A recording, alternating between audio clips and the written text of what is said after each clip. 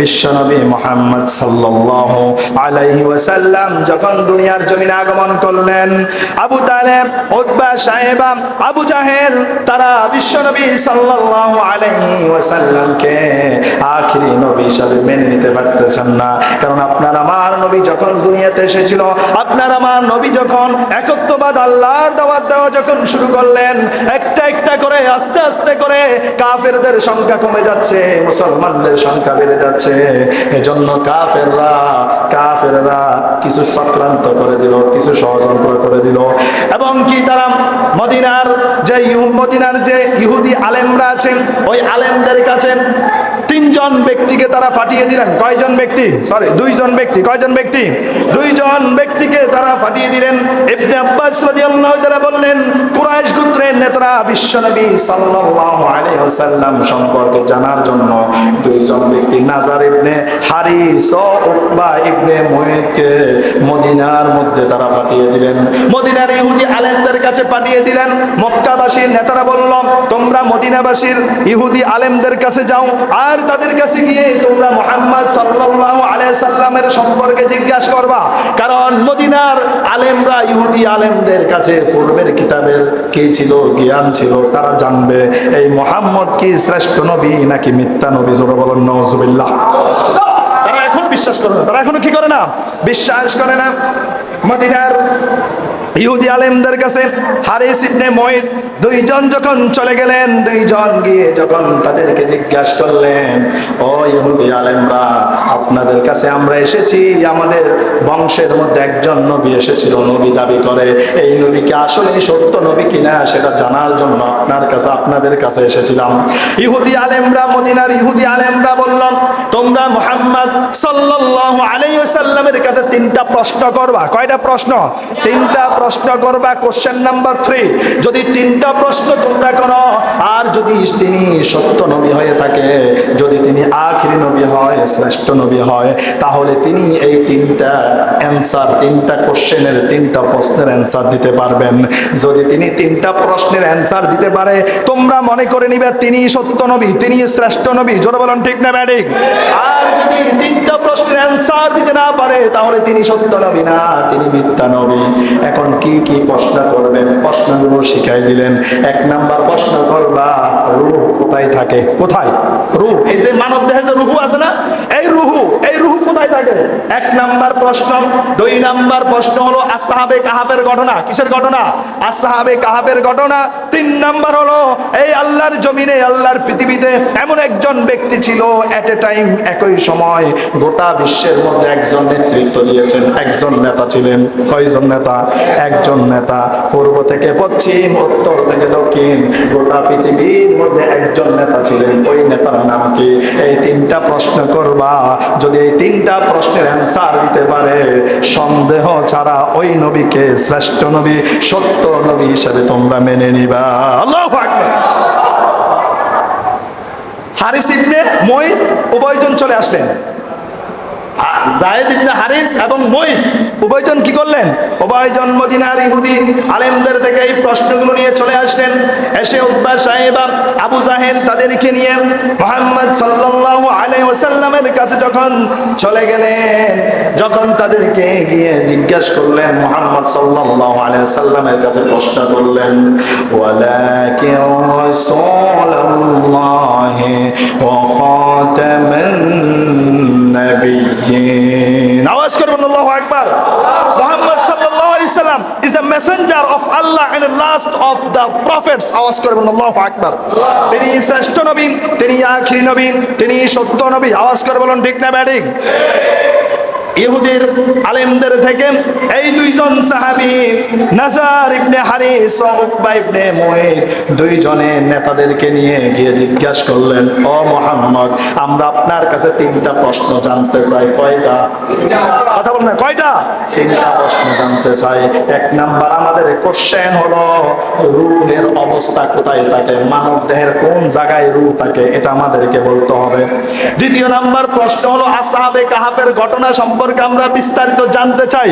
3 number প্রশ্ন হলো, আল্লাহর জমিনে এমন একটা সময় এমন একজন ব্যক্তি ছিলেন, তিনি গোটা পৃথিবীটাকে একাই নেতৃত্ব দিয়েছিলেন। তিনি ইসলামের জন্য, একত্ববাদ আল্লাহর জন্য লড়ে গিয়েছেন। ওই ব্যক্তির নাম কি? ওই ব্যক্তির ঘটনা সম্পর্কে আমরা জানতে চাই। আল্লাহু আকবার।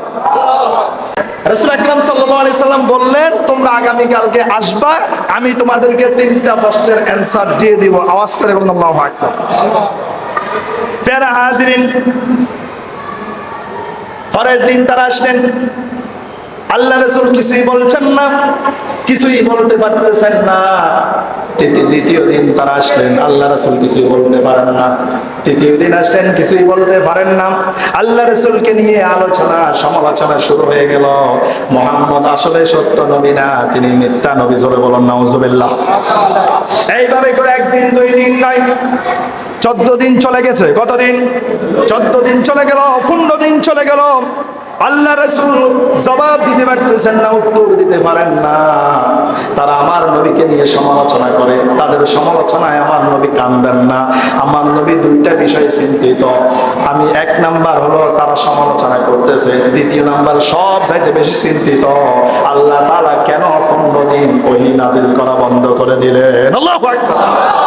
আমার নবী কাফেররা কি বলে না বলে, এটার দিকে আমার নবীর কোনো কি নাই, দৃষ্টিভঙ্গি নাই। আমার নবী শুধু চিন্তা, শুধু আত্মচিৎকার, শুধু কান্না। আমার আল্লাহ কেন আমার কাছে ওহী পাঠানো বন্ধ করে দিলেন? কেন ওহী পাঠানো বন্ধ করে দিলেন? কি এমন অপরাধ করলাম, কি এমন দোষ করলাম যার কারণে আল্লাহ আমার কাছে 15 দিন ওহী পাঠান না? জিবরাইল আমিন তৎক্ষণাৎ সময় জিবরাইল আমিন এসলেন। জিবরাইল আমিন এসে বললেন, ইয়া রাসূলুল্লাহ, ইয়া হাবিবাল্লাহ, ওই যে কাফেরের নেতারা আপনার কাছে এসেছিল 3টা প্রশ্ন জানার জন্য। আপনি বলছিলেন আগামী কালকে আসবে, আমি বলে দেব, কিন্তু আপনি আগে পরে ইনশাআল্লাহ বলেন নাই। ঠিক না বেঠিক?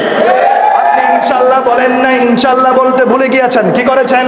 ইনশাআল্লাহ বলতে ভুলে গিয়েছেন, যার কারণে আমার আল্লাহ আপনার উপরে রাগান্বিত হয়ে গিয়েছে, আপনার উপরে রাগ করেছে, অভিমান করেছে, গুসা করেছে। আল্লাহ তার নবীকে কত বেশি মহব্বত করে, কত বেশি ভালোবাসে। আমার নবী একটু বলতে ভুলে গিয়েছে, আমার আল্লাহ তার নবীর উপরে অভিমান করে বসে আছেন। আল্লাহু আকবার।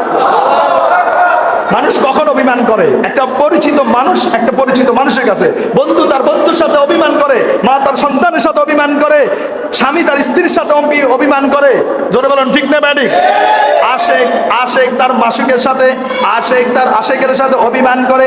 আল্লাহ তার নবী, প্যারা নবী মুহাম্মদ সাল্লাল্লাহু আলাইহি ওয়াসাল্লামকে এত বেশি মহব্বত করেন, ইনশাআল্লাহ বলতে ভুলে গিয়েছেন। আমার আল্লাহর সাথে সাথে গোসা করেছেন, অভিমান করেছেন। আওয়াজ করে বলুন ঠিক না বেঠিক? ও মিয়া, আপনি যদি একটা অপরিচিত ব্যক্তির সাথে গোসা করেন, সে কি আপনার এই রাগ বুঝবে নাকি? আপনার এই অভিমান বুঝবে নাকি? অভিমান বুঝবে না। যিনি আপনাকে বোঝে, যিনি আপনার মন বোঝে, যিনি আপনার দুঃখ বোঝে, যিনি আপনার সুখ বোঝে, তার সাথে অভিমান করলে তিনি অভিমানের অর্থ বুঝবেন।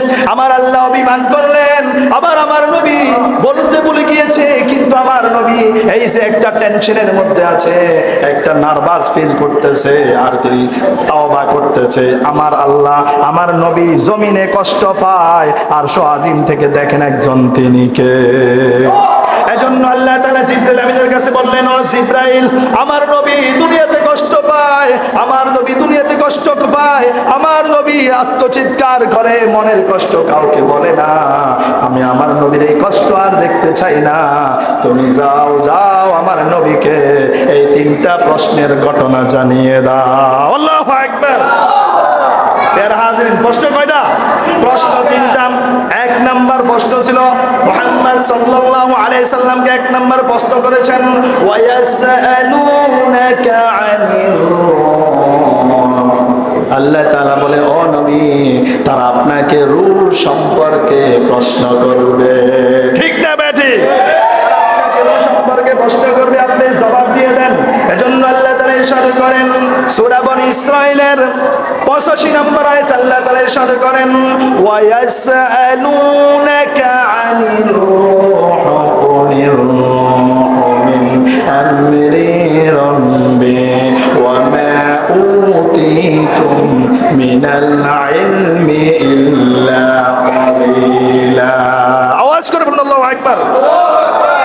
আল্লাহ তাআলা বলে, ও নবী, তারা আপনাকে রূহ সম্পর্কে জিজ্ঞাসা করবে, তখন আপনি বলে দিন, তখন আপনি তাদেরকে বলেন, এই রূহ আমার আল্লাহর হুকুমে দেহের মধ্যে আসে, আবার আমার আল্লাহর হুকুমে এই দেহ থেকে রূহটা বের হয়ে যায়। আল্লাহু আকবার।